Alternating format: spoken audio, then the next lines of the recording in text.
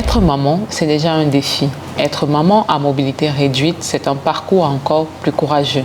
Dans cet épisode de Maman sans filtre, nous recevons une femme forte, une maman qui a décidé de transformer ses limites en leçons de vie. Elle nous parle de son expérience sans filtre. Bonjour Nelly, bonjour bienvenue Sophie. sur le plateau de Maman sans filtre. Merci. C'est un plaisir pour nous de te recevoir ici. Alors la joie immense et également partagée, c'est vraiment un réel plaisir pour moi d'être avec vous aujourd'hui à Maman sans filtre. Alors, et on va commencer par le petit exercice qu'on donne à toutes les mamans qui passent sur ce plateau, c'est la petite présentation. Qui est Nelly? Alors Nelly, c'est une jeune maman qui a l'honneur d'être la maman de la petite Dédé, entendez Désirée Déborah, qui a 20 mois aujourd'hui. Alors elle est fiancée, dans la vie active, c'est une journaliste, communicatrice, passionnée de sport. Ah, c'était bref, précis et concis. Alors tout de suite, déjà tu sais qu'ici on parle de maternité, donc on va entrer tout de suite dans le vif du sujet. Comment s'est passée ta grossesse et ton accouchement? Alors, je vais dire que ma grossesse, vraiment, c'était presque un long fleuve tranquille. Il n'y avait pas d'œdème, il n'y avait pas de masque de grossesse, non. Le seul truc qui me dérangeait, c'était les nausées et les vomis, parce que du premier au dernier jour, vraiment, c'était vraiment ça qui me dérangeait. Après avoir mangé, il fallait vomir tout le temps, mais à part ça, vraiment, c'était tranquille.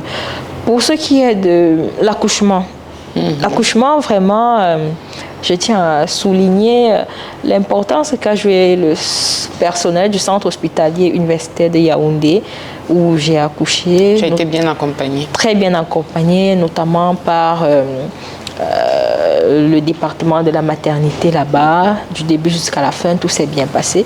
Et il faut dire que le travail aussi était très court, parce que je suis arrivée là-bas à 20h, à 21h20.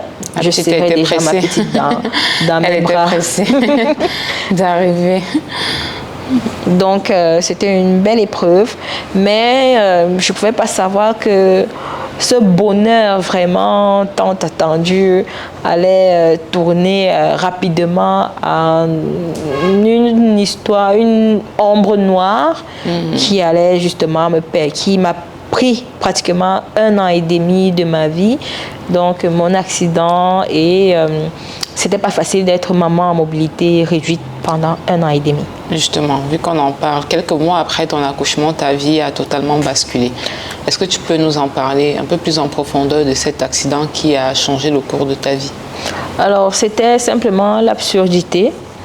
Des gestes que j'avais l'habitude de faire chaque jour. Et là, ce matin-là, je m'étais réveillée. J'avais fini de faire le ménage, donc je partais prendre de l'eau pour continuer à assainir la maison avant de me préparer pour partir au boulot.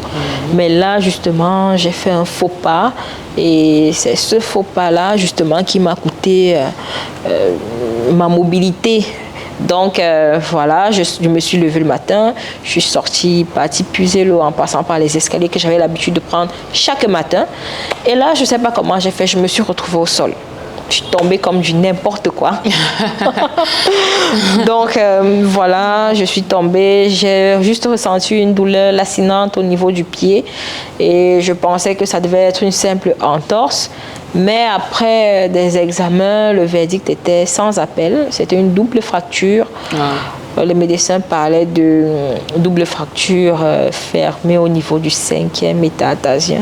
Un nom terrible qu'on l'attendait, mais c'était juste pour dire que l'ouverture de la fracture commençait au niveau du petit orteil et qui s'étalait pratiquement sur les 3 ou 4 autres orteils. Voilà. Mais comment tu réagis quand tu apprends justement que ta période de convalescence ira jusqu'à 1 an ou 1 an et demi alors que tu as un bébé de 3 mois? Alors, il faut dire que là, déjà, c'était pas une histoire de 1 an, 1 an et demi, on parlait de maximum 2 mois. Mais bon, le choc était là.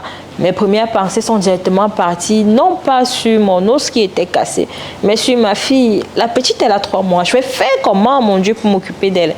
Elle a besoin de moi pour tout. Elle dépend de sa maman. De sa maman. Je vais faire comment? La grâce que j'ai eue, c'est que j'ai accouché en famille, chez mes parents. Donc, ma maman était là, très présente. Mes frères, j'étais vraiment couverte d'amour. Mais c'était un combat difficile parce que le plus dur, c'était d'abord d'accepter sa situation de mobilité réduite et d'accepter de l'aide. Parce que quand vous n'êtes pas habitué, par exemple, à ce qu'on vous aide pour tout, même pour les choses banales que vous pouvez vous-même faire, c'était terrible. Mais justement, en parlant de cette aide-là, est-ce qu'il y a des choses en tant que mère que tu aurais aimé faire? Peut-être que cette mobilité réduite ne t'a pas donné la possibilité de faire des petites choses, hein, peut-être laver bébé, enfin tout ce qui concerne la prise, le soin du bébé. Est-ce qu'il y a des choses que tu aurais aimé faire et qu'à cause de ta situation, tu n'as pas été capable de faire? Oui. Comme quoi, par exemple? Par exemple, on avait un rituel, c'est que chaque soir, à partir de 17h, on marchait sur la véranda, je lui chantais des berceuses, je la caressais, je lui parlais, quoi. J'entretenais le lien et le contact. Elle n'a pas eu droit à ça pendant pratiquement les 6 autres mois parce que avec les béquilles et le plat, c'était un peu compliqué. Donc, même pour la laver, c'était vraiment difficile. Il fallait toujours attendre que maman vienne. C'est peut-être après, au bout de 2, 3, 4 mois, que je rapprochais souvent une chaise à côté de sa bassine parce que j'avais une bassine en hauteur pour la laver. Donc, c'était des choses qu'il fallait réapprendre à faire, même pour la langer. Bon, la grâce que j'ai eue, c'est que lors du baby shower, mon grand frère m'avait offert une poussette.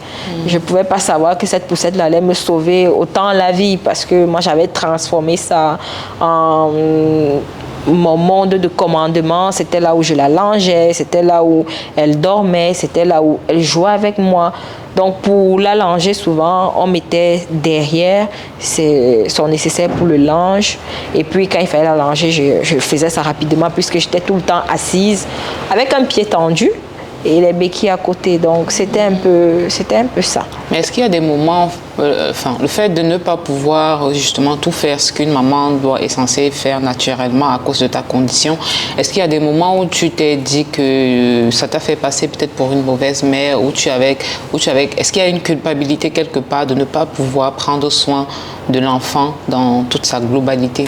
Bien sûr, il y a toujours la culpabilité parce que je me suis dit, mais mon Dieu, est-ce que je suis mauvaise mère? Je vous mens pas que le soir, avant de m'endormir, finalement, c'était après avoir versé des tonnes et des tonnes de larmes. Parce que parfois, quand elle pleurait, étant sur son berceau, le temps pour moi de me lever de mon lit, d'attraper mes béquilles, d'aller la prendre, puisque ma mère aussi, elle se reposait, c'était déjà la nuit. Il fallait tout le temps être rapidement réactif et tout, c'était pénible. Et vraiment, je craquais. J'étais souvent à bout. Et comment tu traversais cette période de overwhelm, comme on dit en anglais, quand tu étais toute prise par les émotions? Comment tu arrivais à traverser cette période? Quand ça m'arrivait de pleurer comme ça et tout, j'avais des personnes qui m'entouraient et qui étaient à l'écoute. Je me rappelle que j'ai un ami du 221 au Sénégal avec qui j'échangeais pendant longtemps, qui me disait, bon écoute, si tu veux parler ou en parler, c'est sans filtre. On parle. Sans filtre. Oui, sans filtre, comme l'émission. Donc, on parlait, je l'appelais souvent. Parfois, on discutait dans la nuit. Il me dit, ça va aller, il faut supporter, tu n'es plus une mauvaise mère. Il y avait également mon fiancé qui était présent.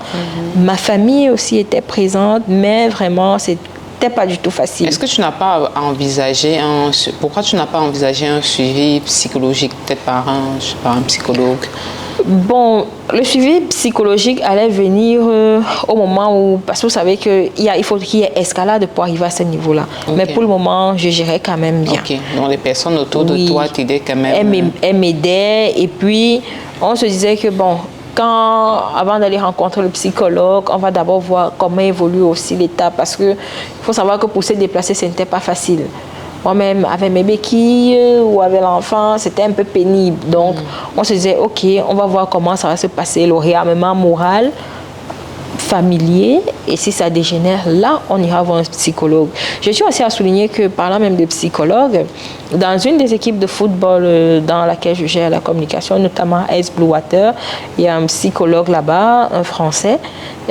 J'échangeais souvent régulièrement avec lui et il me disait tout le temps, n'hésite pas, il faut m'appeler, il faut... Parce que le président du club disait toujours, on ne voit pas le psychologue quand on est fou. On voit le psychologue quand ça ne va pas. Parce que c'est une oreille qui est là pour t'écouter. C'est pas très ancré dans nos cultures. Voilà, effectivement. De parler de ces problèmes à un inconnu. Parce qu'à la fin de la journée, un psychologue reste une personne inconnue à qui tu dois te confier. Mais c'est nécessaire parfois pour traverser en certaines situations. Effectivement, mais vraiment, je tiens à souligner que ma famille était un soutien absolu pour moi. Et pour la petite histoire, quand il y a eu cet événement, l'enfant qui est né et tout, mon fiancé, il devait avoir une fête chez lui. C'était une fête en son honneur. Et donc, on devait aussi présenter sa fiancée et son enfant. Donc, j'étais partie à la fête avec ma famille et à ce moment-là, je me déplaçais justement avec mes béquilles et la poussette, la petite dans la poussette. Donc, quand le moment arrivait pendant la cérémonie, on demandait où est sa fiancée et tout. Mon grand frère, il m'a porté. Donc, il m'a porté pour me rapprocher de lui. La place qui nous était réservée pour cet événement, à ce moment précis-là. Apparemment, un de ses oncles de mon fiancé, il a dit « Oh mon Dieu, avec toutes les filles qu'il y a dehors, donc qu'est-ce qu'il a vu chez cette fille-là et tout. » Et puis, comme il croyait peut-être penser tout bas, mais il s'est exclamé vraiment haute voix. Et son entourage a ri parce qu'on lui a dit que non, elle n'est pas comme ça. En fait, elle a eu un accident. C'est temporaire. Et puis, mais justement, on lui a dit qu'elle aurait pu être comme ça. Chacun a ses raisons. C'est ça. Oui, chacun a ses raisons. C'est vrai que là, sur le coup, c'était drôle, mais ça trahissait un peu la perception que la société, de manière globale et générale, a vis-à-vis des personnes à mobilité réduite. Ouais. Et c'est même très vrai, parce que cette courte période t'a permis justement d'expérimenter ce qu'une maman qui vit en situation d'immobilité réduite toute sa vie pourrait endurer. Parce que toi, tu l'as vécu un court moment, mais je pense qu'aujourd'hui, je peux te mettre à la place de ces femmes qui doivent vivre avec ce handicap-là durant toute une vie. Je vais simplement souligner que cet handicap m'a appris vraiment une humilité forcée.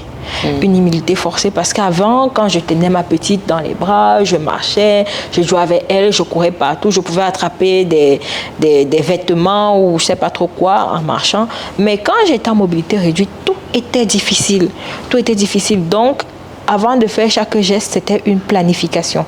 Il fallait réfléchir. Quand je vais me lever, quelle est la direction que je vais prendre? Parce qu'il y avait aussi des jours, avec mes béquilles, je tombais. Et quand je tombais là, les premiers jours, quand je tombais là, s'il n'y a personne à côté, je vais rester là jusqu'à ce que les gens viennent. Donc, je pouvais passer 2 heures au sol. Donc, c'était vraiment pénible, difficile. Et puis, même aussi, à la maison, parfois, même dans ma famille nucléaire, tu voyais certains regards qu'on te lançait et puis on riait. Parce que même quand je me levais pour marcher, il y avait d'autres qui se mettaient spontanément à m'imiter. Bon, moi, ça me faisait rire parce que bon, c'est la famille, ça vient de la famille, c'est sans méchanceté aucune. Mais par contre, le regard extérieur. Mais qu'est-ce qui fait plus mal? Est-ce que c'est la douleur physique ou c'est ce sentiment d'impuissance? Qu'est-ce qui fait le plus mal en fait? En fait, sans réfléchir pendant longtemps, c'est le sentiment d'impuissance. Parce que la douleur, vous savez, bon, il y a les médicaments. C'est vrai que moi, je n'ai pas pris des médicaments parce que l'enfant était encore toute petite. Je ne pouvais même pas allaiter. Donc, j'endurais véritablement la douleur.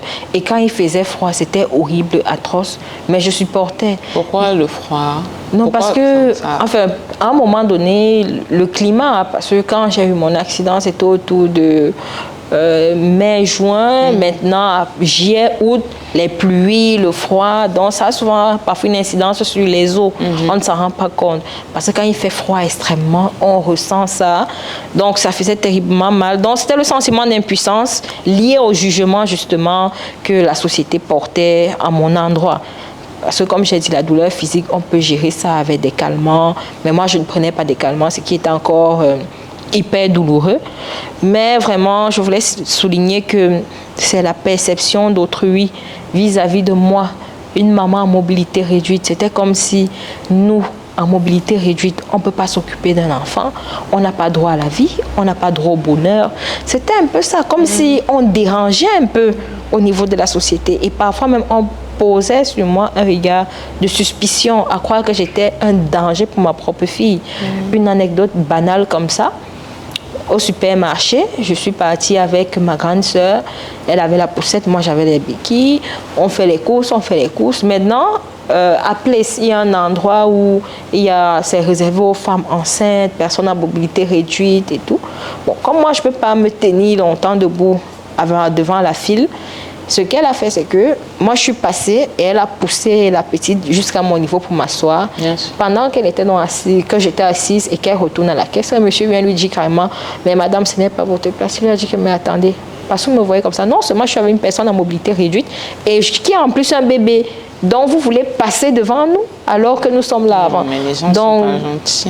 Ça faisait mal. Mais à côté de ça, il y avait aussi des gens qui ont du cœur. Je me rappelle justement de ce monsieur, le divisionnaire du centre des passeports de Yaoundé, parce qu'à ce moment, je préparais un voyage et je devais partir avec la petite.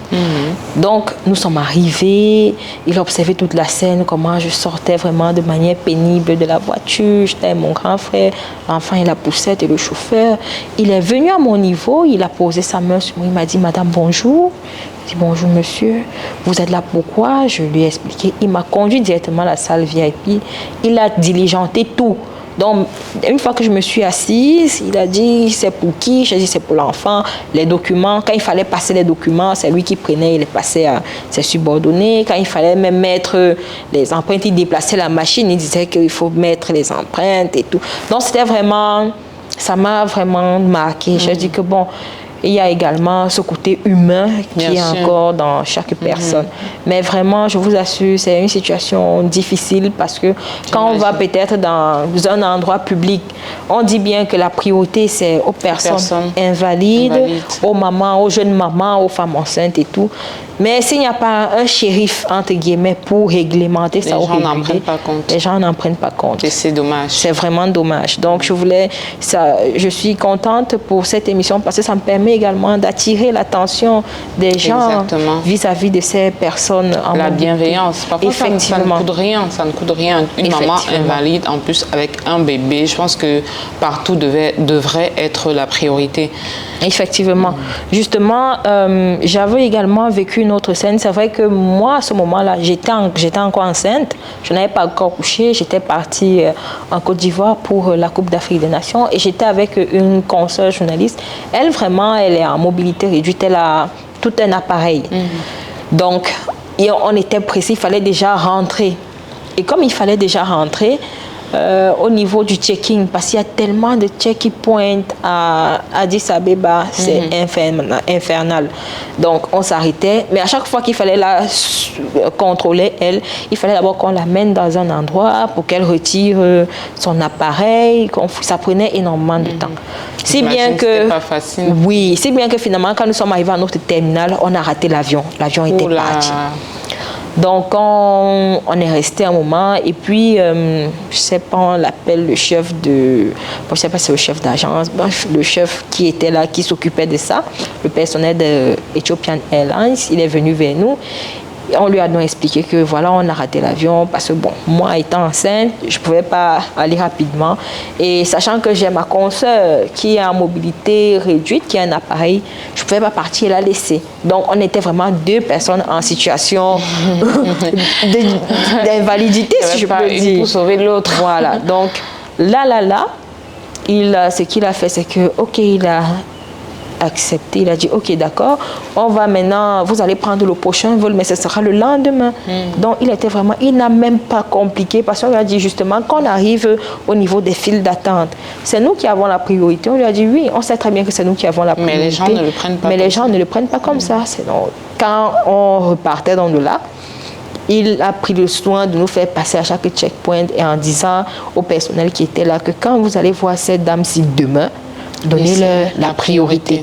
Si bien que quand nous sommes même arrivés le lendemain, des dispositions avaient vraiment été prises pour nous faciliter vraiment la mobilité à ce moment-là.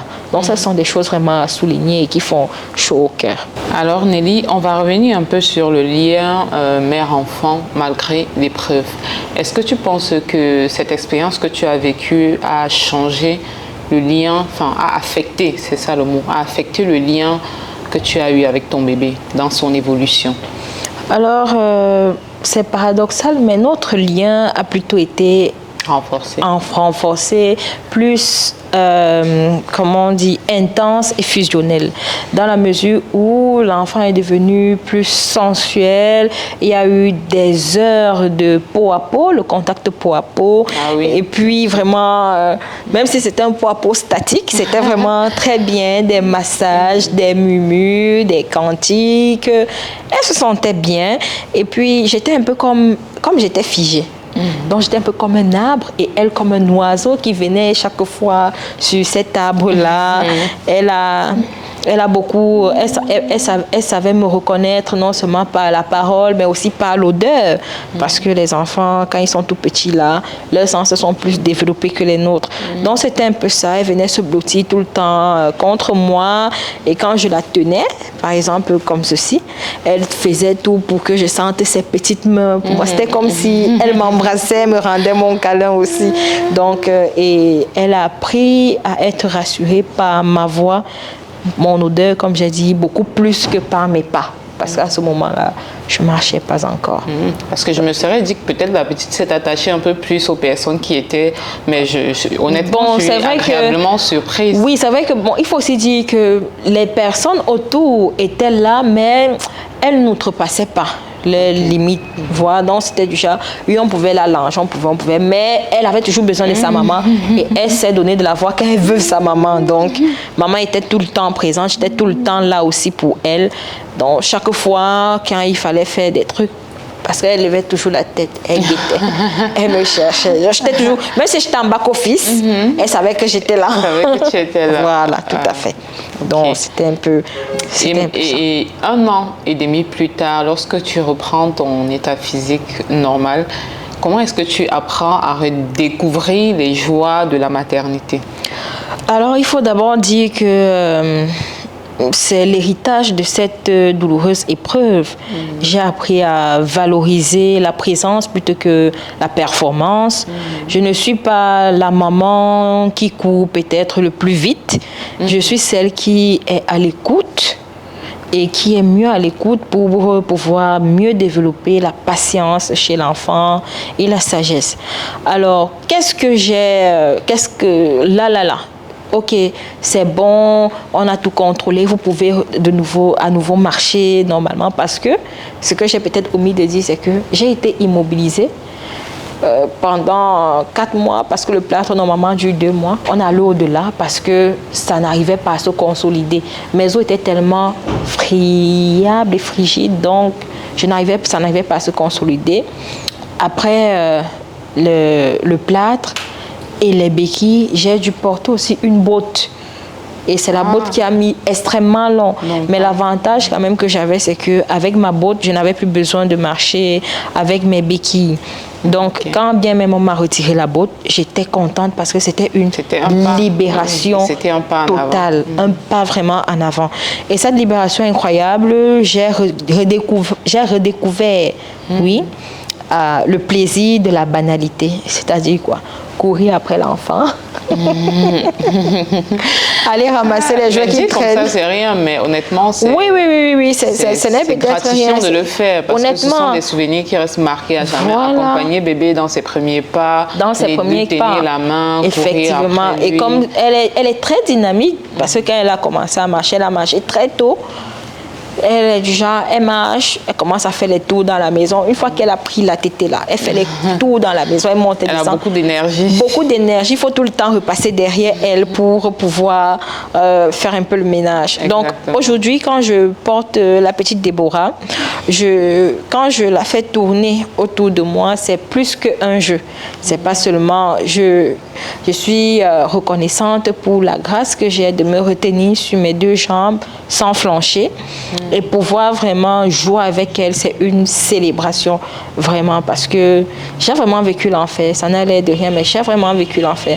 Ceux qui me connaissent bien savent que même si j'ai un caractère un peu trempé, j'ai une forte détermination, mais mentalement, ce n'était vraiment pas ça. Je viens vraiment de loin, comme Corneille, à chanter. Donc maintenant, qu'est-ce que ça m'a la conviction que j'ai par rapport à la petite, c'est qu'elle sait qu'aujourd'hui, elle a une maman vraiment forte, battante, résiliente. Courageuse. Parce que je puisais aussi mon courage dans son sourire. Quand tu vois comment ton enfant est épanoui, tu te dis, oh là là, merci Seigneur. Parce que ça aurait pu être autre chose. Bien sûr. Donc, c'était un peu ça. Elle sait que sa maman est forte, pas seulement physiquement, mais mentalement. Parce que le plus dur, comme le disait le psychologue, c'est d'abord d'accepter sa condition. Une fois que tu acceptes que oui, tu as mobilité réduite, tu as ouvert toutes les barrières. Donc, parce que moi, de mon expérience personnelle, j'ai eu à côtoyer des personnes en état de mobilité réduite qui ne sont pas souvent très agréables envers les autres. Je ne sais pas si c'est... J'ai eu à côtoyer des personnes comme ça. Donc, quand c'est plaisant de voir quelqu'un qui est dans cette situation, qui a pu accepter. Je pense qu'il y a beaucoup ce côté acceptation qui peut jouer. Effectivement. Tant que tu ne l'as pas accepté, c'est difficile pour toi de rendre cette joie de vivre aussi à quelqu'un d'autre. Il faut aussi dire que peut-être, aujourd'hui, je parle facilement d'acceptation, mais ce n'était pas facile les 2 premières semaines. Parce que j'étais tout le temps nerveuse. Je suis quelqu'un qui n'a pas besoin d'aide habituellement, mais je me suis retrouvée en train d'avoir besoin d'aide pour faire des choses tellement banales, pour aller prendre son bain, pour aller au petit coin, pour même avoir un petit moment d'intimité. C'était quand même terrible et chaud. Donc maintenant, c'est à votre entourage de savoir comment vous remonter le moral. Et puis à un moment donné aussi, on a besoin d'espace. Parce que quand on est en mobilité réduite, tout vous énerve. Vous n'avez pas à faire. Vous avez les nerfs, comme on dit. C'était pas évident. Donc, très souvent, quand c'est comme ça, il faut pas voir ça, cet état d'esprit de cette personne-là d'un mauvais œil. C'est juste sa manière à elle, peut-être, d'appeler à l'aide. Et la meilleure aide, ce sont les conseils, faire remonter cette personne. Parfois aussi les petites balades, parce que ça n'a vraiment l'air de rien. Comme je vous ai dit, quand moi j'ai retrouvé la mobilité, j'ai renoué avec la banalité. Une petite balade, le simple fait de marcher sur quelques mètres, là, tu es content, tu as envie. Et puis aussi, avec mon activité professionnelle aussi, j'ai pris un coup. J'ai même eu à un moment donné le syndrome de la feuille blanche. C'est grave. Quand tu sais que tu es journaliste, tu dois écrire des textes, je n'arrivais pas. Burnout. Donc, après tout ça, on se dit que bon, ok, il y aura peut-être une période de flottement. Mais bon, après, vous savez, quand il y a vraiment des gens qui vous accompagnent, parce que c'est vraiment ça le plus important. Il faut qu'on vous accompagne, que votre entourage soit conscient que vous ne faites pas exprès, c'est parce que vous êtes en difficulté et il faut qu'on vous ramène avec douceur, parce que tout se passe dans la douceur. En tout cas, pour sortir de cette conversation très édifiante, est-ce que tu aurais un mot à dire à toutes ces mamans-là, justement, qui sont dans une situation de handicap, que ce soit ponctuel ou définitif? Qu'est-ce que tu leur dirais? Bon, avant d'abord de parler à ces mamans qui sont ou qui seraient dans cette situation, je voudrais d'abord m'adresser aux personnes qui portent des jugements sur des personnes en situation de handicap. Il faudrait que ces personnes se taisent 1 minute pour ouvrir leurs yeux et leur cœur. Pourquoi pour ouvrir leur cœur? Il faut qu'ils comprennent que le rôle d'une mère, c'est dans l'amour, c'est pas dans la performance physique. Parce que le handicap est une force de réinvention, de rénovation et pas un manque.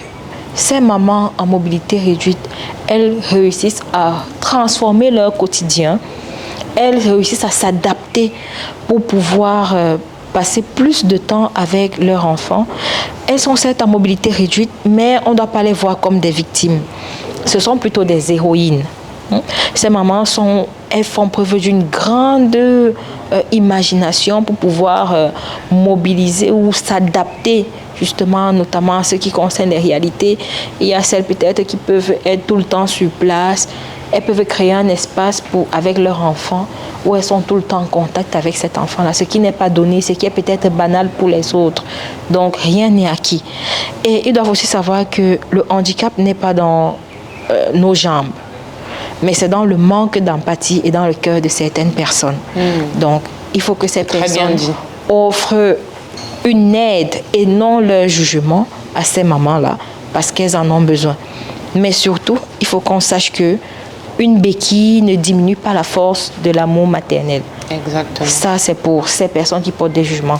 Maintenant, à nos mamans héroïnes qui sont en situation de handicap, j'aimerais seulement leur dire qu'il faut qu'elles s'accrochent à l'unique vérité qui est que tu es une maman telle que tu es pour ton enfant.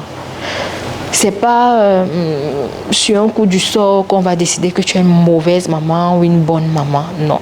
On fait beaucoup de mysticisme autour de la maternité parce qu'on la voit selon des clichés que les personnes même qui donnent les mamans même ne visualisent pas. Donc la maman est parfaite comme elle est pour son enfant et elle est une bonne mère, peu importe son état, qu'elle soit en situation de handicap ou pas, elle est une bonne mère. Donc il ne faut pas qu'elle ait peut-être honte ou peur parce que l'épuisement du corps est une étape.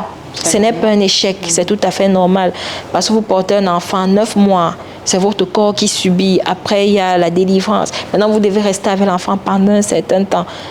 C'est tout à fait normal. C'est pour ça qu'on dit que toutes les mamans sont des héroïnes. Effectivement. Et il faut que ces mamans-là puissent trouver la force dans le sourire, dans le regard de leur enfant. Il ne faut pas qu'elles rejettent leur enfant ou bien qu'elles se sentent rejetées parce que, comme elles sont en situation de handicap, elles ne peuvent pas faire ce que les autres mamans font. Elles vont au-delà de faire ce que les autres mamans font. Elles s'occupent d'un enfant en étant elles-mêmes des personnes vivant avec un handicap. Donc, c'est à elles d'être résiliente et il faut qu'elle soit douce avec elle-même. Je l'ai dit, tout se passe dans la douceur. La douceur, c'est quoi? C'est d'accepter sa situation. Oui, je suis maman. Oui, je suis en mobilité réduite. Mais j'ai un enfant qui n'a peut-être pas demandé à avoir une maman en mobilité réduite, mais j'ai l'obligation de prendre soin de mon enfant comme une maman. D'accord. Peu importe la situation. En tout cas, la plus belle phrase que j'ai retenue de cette conversation, c'est qu'une béquille n'arrête pas l'amour maternel. J'espère que tous ceux qui nous regardent aussi ont retenu cette phrase. Je pense que c'était l'essentiel même à retenir de cette conversation. En tout cas, merci Nelly. Ton histoire est belle, elle est authentique, elle est vraie. J'espère qu'elle a pu toucher des milliers de mamans qui pourraient nous regarder et qui pourraient s'identifier, pourquoi pas, à cette expérience que tu as vécue. En tout cas, merci d'être venue sur notre plateau, d'être ouverte aussi librement sur le podcast Maman sans filtre. Merci Sophie, à vous de m'avoir donné l'opportunité de pouvoir raconter cette douloureuse épreuve en une histoire vraiment innovante qui va, j'espère qu'elle sera le début du déclic pour ces mamans-là qui sont peut-être en situation de handicap, qui hésitent encore ou alors qui se morfondent. Non. Quand être handicapé ne veut pas dire n'avoir pas droit à la vie. Nous avons tous droit au bonheur et notre bonheur, c'est nous qui le créons en étant personne en situation de handicap ou pas. Voilà qui est bien dit. Alors Nelly, nous sommes arrivés pratiquement au thème de cette belle conversation. Franchement, merci encore d'être venue sur notre plateau. Mais on ne va pas te laisser partir comme ça. On va te remettre un joli cadeau de Moby Maman par les laboratoires Biopharma. Donc Moby Maman, c'est une marque qui a été pensée par les laboratoires Biopharma pour permettre aux mamans et aux femmes enceintes de prendre soin d'elles. Parce que le bien-être de bébé dépend de celui de sa maman. Merci. Nous espérons que tu vas prendre soin de toi avec ces produits qui ont été pensés pour toi. Merci beaucoup Sophie. Je ne manquerai pas de prendre soin de moi à travers ce produit de Moby Maman qui est notamment une innovation parce que Moby a toujours pensé au bébé et j'accueille cela favorablement parce que Moby a enfin pensé aux mamans. Parce qu'avant le bébé, il y a d'abord la maman. Parce que le bien-être de bébé dépend du vôtre. Voilà. Pour que le bébé soit bien, il faut que la maman soit bien. Du coup, on a pensé à toutes les mamans. Merci beaucoup Sophie. Je t'en prie. Alors, à toutes les mamans qui nous ont regardées, qui se sont identifiées à cette histoire, nous vous disons merci déjà d'être là, de nous suivre à chaque fois. Et si vous avez aimé cet épisode, n'hésitez pas à laisser un commentaire, à liker ou à nous suivre, pourquoi pas, sur toutes les pages de Moby Maman, que ce soit sur Facebook ou sur Instagram. D'ici là, on se retrouve très bientôt pour un nouvel épisode de votre podcast préféré, Maman sans filtre. Prenez soin de vous et surtout, sans filtre.